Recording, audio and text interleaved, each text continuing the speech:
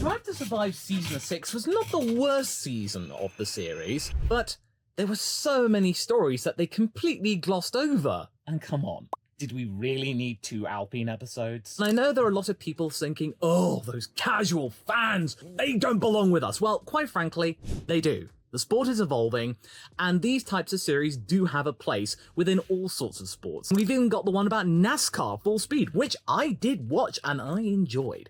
I know next to nothing about NASCAR, so I got a brand new perspective of Drive to Survive. I learnt a lot from it. Sure, I'm not an expert in NASCAR now having watched it, but I now know the basics. I can relate to people who are casual F1 fans. I'd completely forgotten about that, so Drive to Survive, it does have its place, and this series has been quite good. There have been moments that I'm thinking that they start to get what people want. What people want are more stuff that we see from behind the scenes, and then using the race highlights, which we probably are familiar with, to complement the story that is being portrayed in some of these episodes. And there were episodes which I found to be really enthralling, and I watched to the end thinking, I'm glad I watched that. But then again, there were episodes which I just thought, did they really need to make an episode about that? But I'll get to that in a second. Because yes, Max Verstappen is in this series, although the trailers and the teasers showed none of him in it, and the amount of times that we saw him on screen talking to the documentary makers, I could count on one hand. And the whole idea about him dominating, winning 19 races in a season, that's barely touched upon until the very end. You get occasional snippets from the commentary from Ben Edwards or Alex Jakes, and then you just get this montage right at the end being complimented by Christian Horner where they're going, oh yeah, he won that many races, quick, montage, dominating, best year ever, and then they do that in 30 seconds, pretty much. They make up for lost time almost. So it is featured, but I suppose there wasn't really much to be talked about, but I've got an idea about how that could have been worked in some way in its own episode. They could have easily made a storyline about Red Bull's dominant year and the inner machinations of the two drivers that were having completely different seasons despite having a fantastic car. Yes, you've got Max Verstappen winning 19 races and being completely at one with the RB19, having a serene season, having times where he's just having fun, chilling out. And there was a moment where he was just talking to his friends, and then this was at Singapore with Liam Lawson, and Liam Lawson's there looking completely awkward, and then he just turns to Liam and he's like, oh, hey, mate. Oh, that's Max Verstappen talking to me. Me! Oh, a bit starstruck there. It would have been nice to have that diametric opposite of Max having a great time of it, and all the while, Checo's over there in the same car having an absolute mardy of a season. What with all of the drama surrounding Helmut Marko, his crashes, him wanting to go up against Max Verstappen. He then has that, Baku. If you had that moment when Checo gets his second win of the season, and all of that talk coming out after the fact about Max Verstappen being furious about losing out to Checo at Baku, then vowing that he would never win a race again that season, and then you cut to Miami, where he completely trounces Checo, and then does so for the rest of the year, that would have been fantastic. And the struggles that Checo would have had, his season crumbling, the media turning against him. We got a snippet of it with the Mexico crash, but it was in isolation. You would have had no idea about how much Checo was struggling. Sure, there were bits and pieces of him having a mistake and colliding with people, including Tsunoda at Singapore, and that was it. You got nothing else. You didn't even get the situation where he had his photo finish with Fernando in Brazil. I would have loved to have seen more of that. Maybe having both men, Fernando and Checo, talking about their first tussle in Malaysia 2012 and how it compared to Brazil. That would have been an amazing point of discussion, and a moment where 11 years ago or 12 years ago, we had that moment. And then in Brazil, when these men are older, they're wiser, they're more experienced, and they have a similar situation again going for the podium. We didn't get that. We didn't get that triumphant last podium of the season for Fernando. Yes, we got to see Fernando's multiple podiums and then Aston Martin climbing up the ranks. That was cool. And that was pretty much the theme for the first episode. The Brazilian Grand Prix was completely glossed over. We got nothing from there. We didn't even get Charles Leclerc's formation lap dramas and the soundbite of, oh, why am I so unlucky? It's one of his iconic ones, right after the, Paul Ricard one, where he just goes, no! That's seminal stuff, and we didn't get that. And Drive to Survive is all about the drama, you know? Then you could have spun that Checo drama into the battle for second place, with Lewis Hamilton closing in those last few races. Checo being asked about, well, did you feel like you could have lost second place? And then Checo would have been defined and said, no, I would have had second place in the bag. And then Lewis about the fight for second. That wasn't discussed either. About being the runner-up to Max Verstappen, even though the car is completely leagues away from the RB19. We didn't get any of that. That could have been a really good story. And that could have easily replaced either episode 7 or 8, which I am sad to say are skippable. Episode 7 could have been fused into episode 5, Civil War, with 7's conclusion of cooperation between Ocon and Gasly when Bruno Famin came in to replace Otmar being the payoff. And then Forza Ferrari, that just focused too much on Monza specifically, instead of Fred Vasseur's Ferrari journey as a whole. Not to mention how Carlos and Charles and the entire Ferrari organisation handled the change in management. We got snippets and bits and pieces throughout the season, but we didn't get that in the Ferrari episode. We only got that one bit of drama from Monza, where Carlos and Charles were fighting for third, and then the whole no risk thing, and then they nearly collide into one another. Yeah, sure, that was a dramatic moment, but it was pretty much done in isolation. It was just drawn out. It felt like just a race highlight thing with bits and pieces and pockets of Fred Vasseur acclimatizing himself to the Italian world, and that was pretty cute. They treated Fred and Toto's friendship quite well, I will say that. All right, I'll get this out of the way, considering that I'm a McLaren fan, and Oscar's my boy. He was done dirty this series. Yes, I know you're going to call me biased, but honestly, the rookies were barely featured. The whole thing about Oscar Piastri is that his rookie season has been one of the most successful since the days of Lewis Hamilton's in 2007. No, I am not saying it was better than Lewis Hamilton. It was up there with Lewis Hamilton. He had multiple podiums, 2 sprint battles for the lead with Max Verstappen at Spa and Qatar, and then the thing with the double podium for McLaren, their first since Daniel and Lando in 2021. None of that. None of that at all. Granted, we did get a McLaren episode and their struggles at the beginning of the season, and then the payoff in Silverstone when it was very obvious that McLaren was back, but it would have been great to see the building up from that, and then we saw moments from Spa, we would have seen Qatar with the sprint win from Oscar, and then the culmination of it with the double podium at Suzuka. That would have been the ultimate payoff at the end. Silverstone would have been the turning point, Suzuka the end point. But we didn't get any of that. That wasn't featured at all. Second and third, that's a big deal. But that wasn't shown. And then Oscar, his portrayal was just seen as, yeah, he's a rookie and yeah, he's all right. He didn't disgrace himself. But no, Oscar was more than that. There were times this season where people genuinely forgot that Oscar Piastri was a rookie, and they were critiquing him as if he'd been around for 2 or 3 seasons, and then people had to go back and go, oh yeah, no, this is his first season, right, okay, all right. Perspective. Yes, of course, he has stuff to improve upon for 2024, of course. Every rookie has to have that moment, but there were times, genuinely, you would forget that Oscar was in his first year. There were moments when he was genuinely brilliant. Sure, he got to have his moment in Silverstone where he got 4th, and that was a really good achievement, and his qualifying prowess, but it just felt like they were really underselling Oscar in that way. Considering that all of the other rookie drama that we had with Nick de Vries and then Logan Sargent, it just felt a bit lacking. On that similar tangent, it would have been nice to have talked to Logan Sargent more about his struggles as being a rookie in that Williams car, and then having that moment of optimism in Vegas when he qualified 7th. There could have been an episode dedicated to the rookies. How Logan, how Nick, how Oscar settled into F1, considering that there's a huge debate about the legitimacy of rookies and how most of them now, even the F2 champions, are stuck in reserve driver purgatory. Why is that? That could have been explored. But no, we didn't get that. But we did get some stuff from Logan in the Haas-Williams episode, the backmarker episode, how you got 2 diametrically opposed teams, the renegades of Haas versus the paragons of Williams.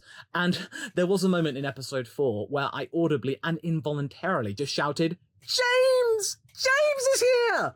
And James Vowles just appears, and it's like, oh, he has this moment where he gets his job description wrong. Williams F1, Williams Racing, that was cute. And there are going to be so many memes about James now. And he's learnt from the master with the whole Toto pumpernickel.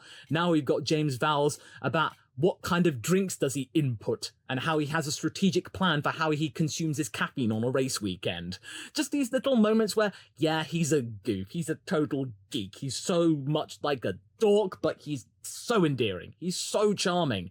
And you got this moment where Gunther is in Maranello They are talking about aerodynamic changes, and Gunther's just like, well, I don't really understand it. What exactly is going on here? You just do what you do. And then James is in the simulator, and he's looking at all the numbers, and he's really digging deep into it, and he's just going like, right, okay, we're doing this right here, okay.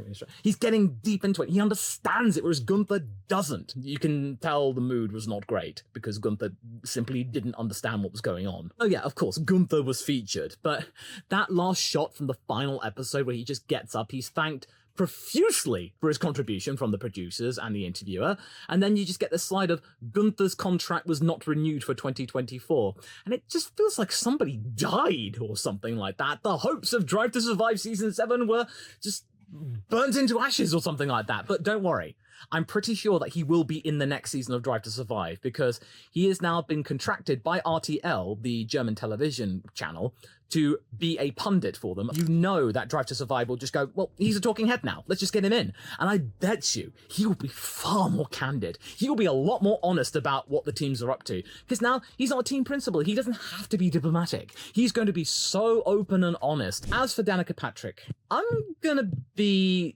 diplomatic here. I'll limit my words to there could have been a better choice of pundit. Either they could have just expanded more on Susie Wolf because she was featured, but I will say, them getting Claire Williams to come out of obscurity and talk on Drive to Survive, that is an absolutely huge coup. Her contributions were really insightful, but I will say, when they were talking about outside investors buying into a team, you could taste the venom in her voice. Her dealings in 2020 with Doralton Capital, very fresh in her mind. She can relate to that moment, and she was not holding back. But I just feel like there could have been more female pundits brought in, like maybe Laura Winter from the F1 broadcast alongside Will Buxton. You might have had Rachel Brooks coming in. Or maybe you could have had some more talking of F1 Academy, because Susie Wolf was mentioned in her lower third as the managing director of F1 Academy, but we didn't get any hint of it whatsoever. People would have seen that and go, well, what's that? What's the F1 Academy? And they would have had to Google it to get any idea about what it was. That was a weird choice of lower third, but either way, it's fine. But yeah, we could have had Rachel Brooks, we could have had somebody else, but Danica Patrick is a talking point of an overall international appeal and towards American audiences currently. So, okay, Danica Patrick, whatever. Okay, fine. But Claire Williams, very good. Okay, so my other favourite episode. Episode 4 was good, but I think the second episode was also quite fascinating. I would say this was the most polished when it came to a story and how it was edited. There was a clear narrative piece, because this was the Daniel Ricciardo episode. This was the closest to a Red Bull episode that we would have gotten. And you know that Drive to Survive loves Danny Rick, because they couldn't go more than one episode without talking about him and his return to the F1 grid, in juxtaposition with the struggles of Nick de Vries. And what I really liked about this episode was how they portrayed him as an outsider, how he really was not somebody who belonged within the Red Bull universe, how he was plucked in by Helmut Magpie. Because there was one moment when they were going for the Red Bull charity shoot, something I'm not particularly fond of, but everyone else is having a jolly good time, simply lovely, because Max and Daniel were there, they were having a blast, they were getting stuck in right after the moment at the beginning of the second episode where, given the current context, it's a little bit awkward. But there's this moment when everyone knows what they're doing, they're having fun, and then there's Nick de Vries, who is late. He's never held a gun before, and he's not really fond of them. He's wearing a Red Bull cap to go, I am part of this group, honest, and he's looking up tutorials in how to actually hold a gun for the shoot. The juxtaposition, it was so obvious, it was really, really good. And then there were moments when we got to see Nick de Vries in person, and then we get to see the talking head, talking about his struggles over the season. And this is the moment when you start to have a little bit less sympathy towards the guy, because when you see him in isolation, when he's not racing, when he's busy cleaning his apartment, or he's hanging out with one of his mates, he seems all right. He seems quite amiable. He seems quite chill. But then when you get him in front of the camera and he's talking about, oh, I'm a Formula E champion, I'm going to step in and be good. And then you cut to later on in the episode, it's like, oh yeah, I'm struggling and I'm realizing that actually this is quite different from a Formula E car. The come down, the hubris, oh dear. It does make you think, oh, okay, maybe Red Bull were right to get rid of you because you were so arrogant at the beginning. They don't portray Nick de Vries in a very positive light, Drive to Survive, but I suppose there's no love lost because he's never going to be in it again. At least we don't think, and probably he won't be, because Nick de Vries is busy working with Toyota now. Good for him. And then Daniel Ricciardo coming in, his resurgence back into the sport when they thought that everything was lost. That was a really good episode. And then it was continued with another good episode, episode 9, Freeze a Crowd, when we got to see Liam Lawson, and I am so thrilled that he was featured. The vibe that we got from him is pretty much the same vibe that we get from his YouTube channel, where he's just driving around in a hoodie, just talking to himself, and he's just busy at garages and tuners, just tuning his car. Either it's a Supra or another car.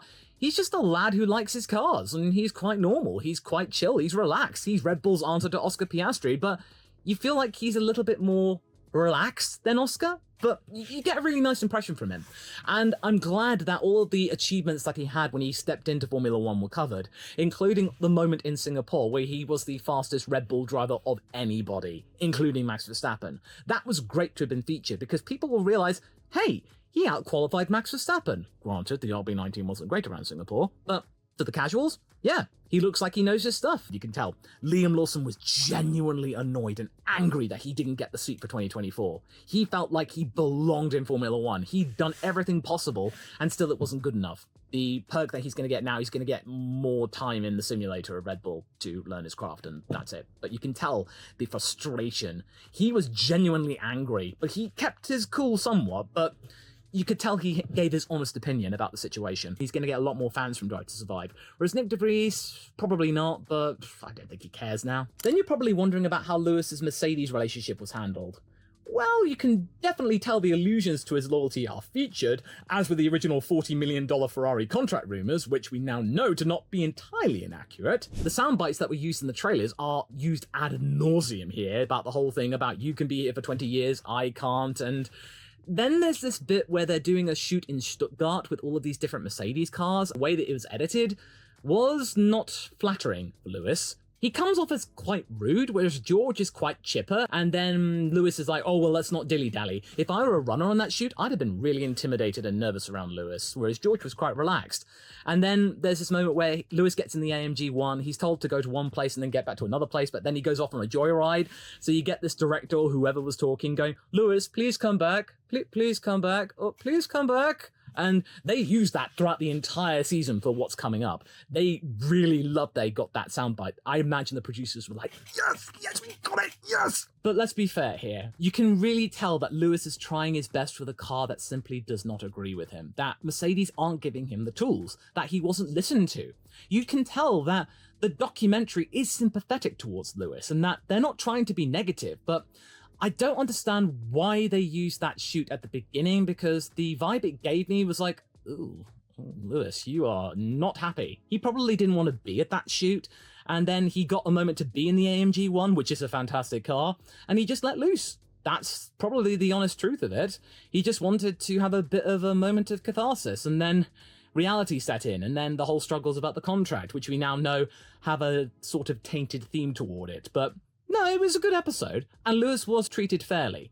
But yeah, you can definitely tell there's not a great vibe going on. Then, of course, there were other things I wish were covered but weren't, including the entirety of the Qatar Grand Prix and the struggles the drivers had with the weather conditions. But they probably weren't going to be included because that weekend, Formula One did not look good and it was painted in a very negative light, so I doubt that a series about them, commissioned by Formula One management, would have been featured because, again, it would have made them look bad. To build up to Vegas and the struggles with the locals and the construction, same reason as the Qatar emission probably, because again, it doesn't make F1 look good. Then you've got, of course, Lance Stroll's struggle with his teammate, which culminates in the whole personal trainer scuffle, and that was probably down to Papa Stroll going like, if you include that, I am going to sue you up the wazoo. But I will admit that Papa Stroll did have a very human moment when Lance was injured, and then the resurgence of him. Lance was portrayed in a really good light because he came back, and that was a genuinely impressive move, that he rushed himself back to recovery, and then he gets points on debut right after a really serious injury. He's the only guy that is interviewed in his own office instead of